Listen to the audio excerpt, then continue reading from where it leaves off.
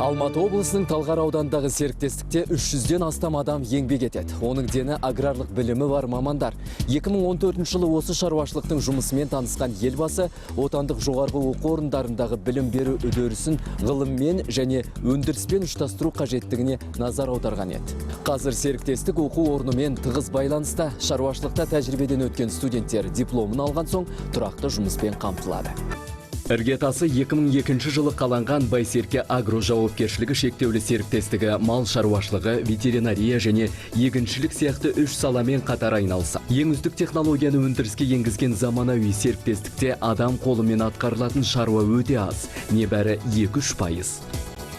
Аграрлық саланың ғылымның көмегінсіз дами алмайтындығын Байсерке агро жауапкершілігі шектеулі серіктестігіне арнайы ат басын бұрған президент те айтқан еді.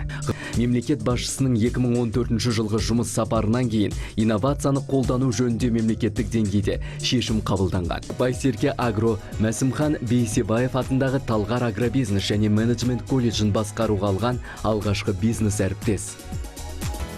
Байсерке агроның бұл колледжбен бірлесе отырып ашқан тағы бір игісі ветеринария факультетін жандандыру. Мал басы өскен сайын ветеринар мамандығына сұранысты арта түскен. Статистикаға жүгінсек, қазір елімізге 2000-нан астам ветеринар керек екен. Осы мамандық үшін оқу орны 30 миллион теңгеге жаңа құрал жабдық сатып алған. Ғылым мен ауыл шаруашылығы арасындағы тиімді әріптестіктің жарқын үлгісін көрсеткен Байсерке агро сынды шаруашылықтар көбейсе, қазақстандық фермерлерге тәжірибе жинау үшін шетелге барудың қажеті болмайды дейді мамандар.